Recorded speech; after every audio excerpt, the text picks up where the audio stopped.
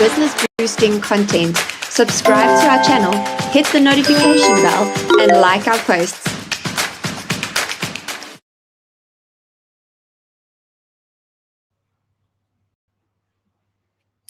Very good morning to another exciting edition of Webinar Wednesday. And it's that time again, and I welcome all our attendees from all over the country. Importantly, before we start, please let us know where you're from, what your expectations are. We're going to talk around funding, a massive subject for SMEs and for anybody out there, but specifically for SMEs. And so please tell us where you are, what your expectations are, how you're doing, example, and importantly, how this works this morning. If I'm not sure, you can also tell us if this is your first time on Webinar Wednesday, if it's your second or third time.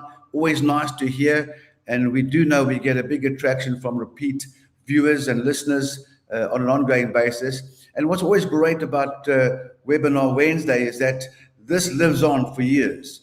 Importantly, a couple of things. Technology, as we know, rules in many occasions. So if something doesn't work out, importantly, don't leave the platform. We will be back. And fortunately to date, we've had very few obstacles, but we do know that technology can present itself at any given time. So here again, tell us where you're from, what your expectations are. We're going to talk around funding. And the topic today is an exciting topic. And of course, we're going to talk about why SMEs struggle to succeed in procurement-based business and how to manage the risks. And importantly, AAA Consortium is not only the host this morning, Leonard Bierkman, the COO of AAA Consortium, they're also a valued partner of NSBC. And so we're going to talk around that, and we're going to touch on purchase order funding and all the things that go with it. So without me spoiling the show, Leonard, please join me on stage. Leonard, we've had a long chat this morning talking about technology and funding and all those good things that happen. And Leonard, you're an exciting time here, an exciting topic, and we know that the number one challenge around, not only in South Africa, globally, is of course access to finance or access to funding, if you like. And this is the space that you play in. So what we normally do here is that I'll ask you, Leonard, tell us a little about AAA Consortium and a bit about yourself, if you wouldn't mind. Most definitely. Firstly, Mike, thank you very much for having us and for the opportunity. My name is Leonard Bierkman. I'm the Chief Operating Officer of AAA Consortium, and we're a company that is specialized in purchase order funding and invoice discounting, predominantly in the government, and excitingly entered into the private sector recently as well. So we fund purchase orders based off client skills and expertise. Thanks, Mike. Yeah, so anybody out there who's got these great purchase orders in place and needs some cash fast, Leonard's your man. AAA Consortium is the company. So, and of course, if anybody wants to get hold of Leonard after this discussion, please let us know. Put your comments in the chat, and we will ask our team in the back end here to put our contact details on as well. And so I'll give a short synopsis on the chat this morning. Attendees will gain practical insights into the factors that impact procurement success, including cash flow pressure, capacity readiness, and risk awareness, while learning general approaches to improve business preparedness and sustainability when pursuing procurement opportunities. Lots of words there, but critically important. So Leonard, let's get into the discussion. I've got a couple of questions that have been put forward to me. So, and when you finished answering, Leonard, I don't want to interrupt you. I sometimes tend to talk faster and quicker, and I sometimes tend to talk a lot. So I'm not going to do that this morning. But Leonard, why do so many SMEs struggle to successfully deliver on procurement opportunities, even after securing a purchase order? So that's a very good question, Mike. A lot of SMEs, when they're securing a purchase order, they do not take in consideration the operational requirement to be able to do so. And that is a very, very important factor. But also the financial requirements to be able to do so, especially when getting a purchase order. Obviously, as an SMME, the first thing they look at is to be able to gain the work And obviously to do so, they start the tendering process, they go see the end users, and they get the purchase order. But obviously, only once the purchase order is received, they believe now is the best opportunity to execute on it, without taking into consideration, what is the financial requirements that is needed? Am I operationally ready to be able to execute on these purchase orders as well? And that is a standard problem that we face with SMMEs in South Africa currently. And obviously, that is where we want to bridge that gap. We always need to take into consideration, are we operationally ready? Do we have the financial requirements? And obviously, we have to take into consideration the end user. Have we done our proper research on the end user? Did we verify their payment terms? When are we getting those payments? And obviously, all these are conglomerately taken into consideration of how do we get to that execution point. Obviously, once that order is received, we always need to take into consideration, yes, we've got to the point of reaching the order, but what is the expertise required to get to that execution stage? Over to you, Mike. Yeah, Leonard, thank you for that. And then a key question here, Leonard. How does underpricing or incorrect costing contribute to procurement failure? Oh, yes, most definitely. When it comes to the pricing, again, we just touched base on that previously, not taking that into consideration. And what we've seen, when clients underquote, they're not taking into consideration the full turnkey of getting the goods delivered. So, for example, when we're looking at orders that need to be delivered, we need to take in consideration that there's a logistical part of that. And if that is not factored in beforehand, obviously you're going to fail to deliver, and which does ultimately lead to reputational damage to your end user. And that is something that you want to delay at all costs. You need to ensure that when you're quoting, you take in consideration, what is my operational cost to get the delivery? Do I have a good relationship with my suppliers? And what is my payment terms with those suppliers? Because I'm going to have to pay them, and within certain lead times, we're going to have to receive that payment back. Yes, Mike. Yeah, we often hear about due diligence across the board, but how important is due diligence before accepting a purchase order? Due diligence is essential. A purchase order should never be accepted simply because it's a large value. Businesses always need to verify the credibility of the buyer, budget approvals. What is the payment terms of the end user? Are we looking at a 30-day, a 60-day, 90-day? And what is the delivery requirements? That should always be taken into consideration beforehand. And then obviously, most importantly in the procurement space, supply availability. What is it going to take and what is the lead times to get the product manufactured and actually delivered to the end user? And then obviously the cash flow requirements always needs to be taken in consideration. And obviously that's a big part that we come in is where do we get that capital to be able to get to the stage of execution? Over to you, Mike. Yeah, cash flow, as we know, is a massive problem out there. There's a number of reasons what causes cash flow, Leonard, and more than most people. We do know when a lot of SMEs work a lot with these big companies. I mean, getting paid, prompt payment is such a nightmare. And of course, if you've got a purchase order, it's a great way to get that cash alleviation quickly, as opposed to hanging on. SMEs have got to pay their overheads, they've got to pay their salaries, etc. But we're constantly on the drive to get big business and government to pay SMEs fast and on time, because what we do know, Leonard, and you all know too, is that when, of course, an SME goes out of business, a family goes out of business, and we can't allow that. So you play a major role in that gap and funding across the board. Now, Leonard, how can over-reliance on projected payment timelines create risk? This is a very, very big one. And as you've mentioned, Mike, obviously, in our space and for SMMEs, it is crucial for us to get payments, and the over-reliance thereof. We always need to do our research, especially when we are working with end users. In the private sector, when you're working with credible end users, it does make it a lot more easier. But when we are moving and predominantly focused on the government sector, there's a lot of public knowledge out there, and that is where you as the SME need to do the research. You need to understand, if you are working with a municipality, what is the financial standing of that municipality? And whether it might be 30, 60 or 90 days, you need to plan accordingly. even with multiple different end users, it is crucial. We've touched base quite a few times on the cash flow requirements for us to be able to get the business up and running and to sustain the business at the end of the day. So always have a buffer. Look at your cash flow, ensure that you are ready to execute on the delivery and that you have the financial capabilities to do so. Most definitely is important. Yeah, they're hugely important. And here's an important one, Leonard. What operational bottlenecks typically emerged after a purchase order is secured?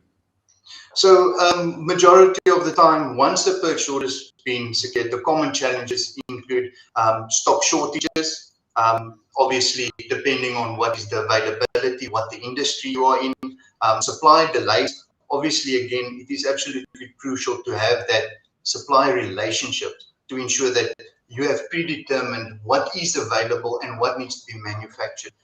Again, what we did, as we discussed previously, transport issues. What is the product that I'm delivering?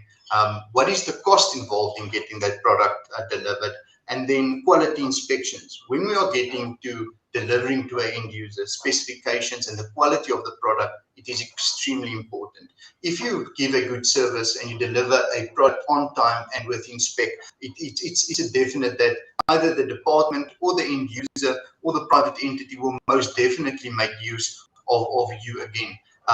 And then documentation errors. We touched base on, how important is payment deadlines. And obviously what people or SMMEs do not take into consideration is what is the documentation errors to get to that payment milestones.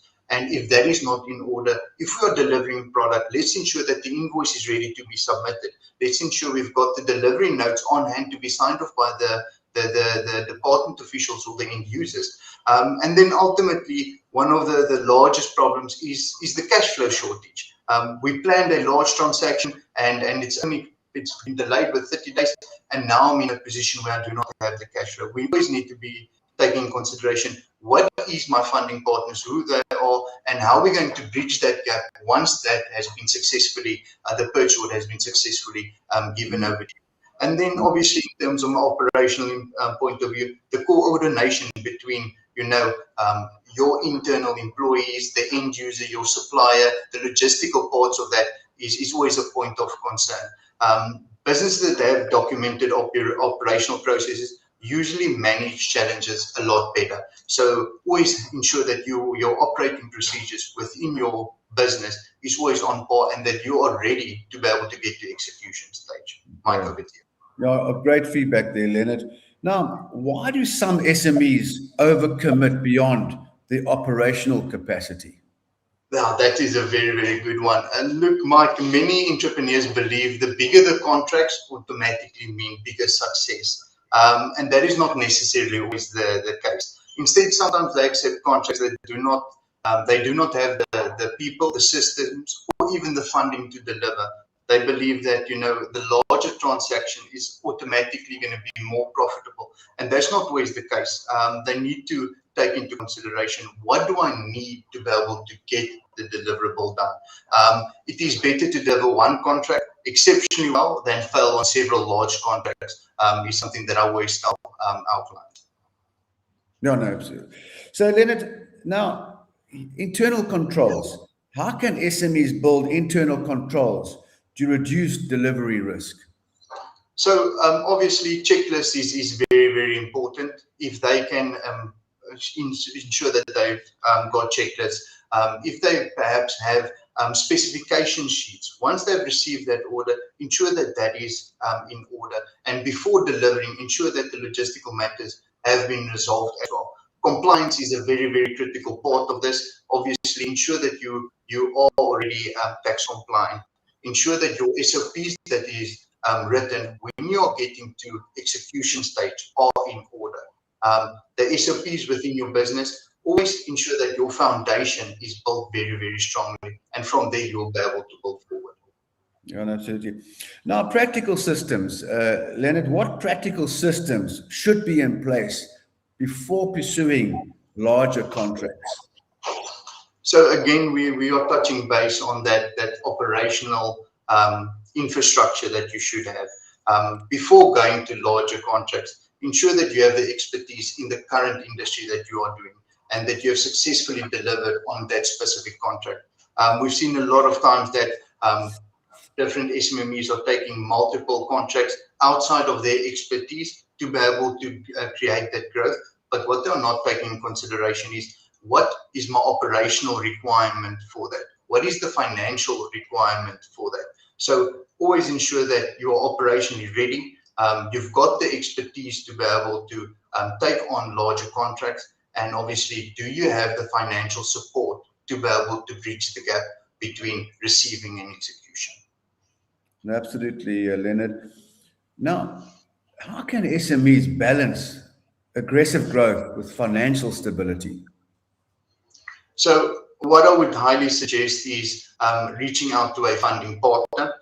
Again, if you have maintained a sustainable business to start off with, before deciding to go over to the next phase, look at a funding partner that's not just going to give you the financial requirements, but the operational and resource assistance, so that you can focus on the core competencies of your business and then leveraging on the funding partner to be able to grow and sustain the business moving forward, especially when wanting to build and reaching a specific area of growth. Now, Leonard, you're talking about funding partners, and we know there are many funding partners, not only in the country, but around Africa and globally. Now, this is an important question, Leonard. What should SMEs look for in a funding partner to ensure alignment with minimal risk?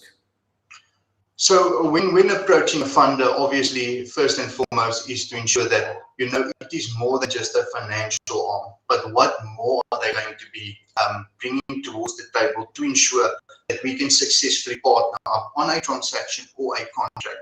And do they necessarily have the expertise? As you have mentioned, Mike, there is a lot of funding partners within the industry, and each and every one of them trade in different areas of expertise. And that is what you need to focus on is, do you align with that funding partner? And what is it that they will be bringing to the table as well? I do always say, and this is one of the things that set us apart, it is that operational input that is given as well. It's not just giving the financial arm, but ensuring that we've got the communication with the end users, ensuring that the products that you have is within spec, and then obviously assisting you even when times are difficult.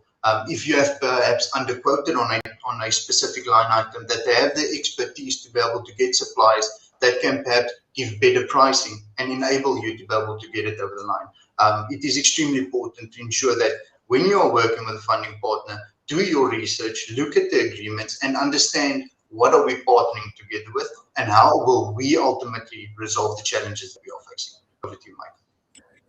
Leonard, good point there. And we know that the life and times of a business owner or entrepreneur who owns and runs an SME is filled with mistakes. And that's just the way life is. But what mistakes do SMEs make when approaching funders, and how can they prepare better? So the biggest mistakes that SMMEs make when approaching a funding partner is not being transparent, open, and honest. Obviously, depending on your funding partner and your financial requirement to be able to execute on that, it is important to always be transparent with the funder, regardless of how large or small the problems might be, whether that might be a compliance issue, a tax compliance issue. They can always give you the guidance that is required to be able to assist you and get it over the line. So in essence, I would say when approaching a funding partner, be transparent, explain to them the problems that you're facing. We've dealt with many clients that come to us, and you know what, they've received it, but they've unfortunately underquoted on a certain item. We don't just show that client the way, we tell them, perfect, give me the specifications, and we will go internally and look at the resources that we have, our supplier network, and get a better pricing. As we understand, underpricing is an unfortunate a problem that we do have. But again, we've got a vast network that we work with, and obviously we need to always ensure we leverage on top of that for the SMME. Thanks, Mike. Good point, Leonard. Now, what does a well-managed, funded procurement deal look like compared to one that fails, Leonard? So I would say a good funded transaction would look like having all your information. Once you've received the purchase order, again, you have built that relationship, you've got the supplier quotes. Once that is received, the purchase order, the supplier quotes, and your RFQ is then handed over to your funding partner, and obviously that would be going into review. And because you have shared the information and you have been transparent from the start, it enables the funding partner to be able to do the due diligence and obviously assist you a lot quicker. Once the due diligence is done and we can see and note that you have a credible supplier, we've got good lines of communication with the end user. Obviously, then from there, we can fund the transaction and obviously assist you to get it over the line. There's no delays with suppliers. The supplier is informed that you've got a funding partner and the deliverable is ready to be done. The only problem that we will be facing is obviously the delivery time that is on there. But again, with the assistance from the funding partner, getting that over the line, ensuring delivery. Then we're getting to the third, and I feel the most crucial part, is the invoicing and obviously the delivery of the product and what is required to get the proper sign-off throughout the process. And again, that is something that we do assist with. We ensure that we get the entire procurement team to sign off, the financial team, so that it can get to a point where payment will be actioned within 30, 60, or 90 days. Whereas a failed transaction, I would definitely say, is not being well acquainted with suppliers, not having the right documentation in place, and obviously not being transparent. Funders do due diligence, and they will look at what you are saying and what is factually there. And we reach out to the suppliers to ensure, that all is in order. And obviously a failed transaction, unfortunately, it goes a lot of back and forth to be able to get the truth. And that is, as the previous question, Mike, it is absolutely crucial to ensure that you are transparent to mitigate these delays, regardless of what the challenges might be that you're facing. There's not a hurdle that we cannot overcome together. But if we are not aware of that hurdles, it's going to fail from the onset. And again, going to the previous question, transparency from the onset is extremely important. But if you've got your documentation in order, you have very, very good relationship with multiple reputable suppliers, the full history of that transaction, it does not take very long at all. Thanks, Mike. Now, Leonard, super insightful so far, but I've got a final long-lasting question for you. What is the single most important piece of advice you would give an SME preparing to pursue larger procurement opportunities over the next 12 months? So Mike, definitely is to be able to ensure that you are operationally ready and that get the right funding partner to assist you getting to that larger transactions. Ensure that your business is sustainable on the smaller transactions and that you're reputable in the industry. You've got the expertise, you've got the insight as well. And then from that point, once you've got the funding partner without having any capital constraints on your side, start building up those resources and ensure that you're ready to be able to take it from there. Leonard Beekman, COO of AAA Consortium. We thank you personally for your contribution. Super insightful. If you look at the chats coming through, awesome comments coming through. So thank you to all our attendees out there. And please, if you need to get in touch, the details are on the chat box there. If you can't get that, just contact our office and we will assist you to connect up with Leonard and AAA Consortium. A great partner of NSBC, truly grateful for that, importantly. But just something on closing before I say goodbye to Leonard and to you all attendees out there. And thank you for attending. Without people like you, we can't do what we do. So I appreciate your attendance. And of course, without companies like AAA Consortium, we can't do what we do. Help SMEs stay in business, build bigger and more successful businesses. But importantly, if you haven't as yet, the Business Show Africa, it's now not long to go. Spring is looming, the first week of September, the Business Show Africa. It's on track to be an absolute epic world record beater. So if you haven't registered, it's complimentary. Go on there, register. Maybe the team can put the website there. I know many of you have possibly registered already, but it's the Biz Show with a Z, the bizshow.africa. Great speakers, great networking, great insights. And also what's quite interesting, Leonard, for the first time this year at the Business Show Africa, we'll be hosting Access to Finance live. So all about funding. No doubt Leonard and his team will be there. So we look forward to that. So please register But there's a lot happening before then.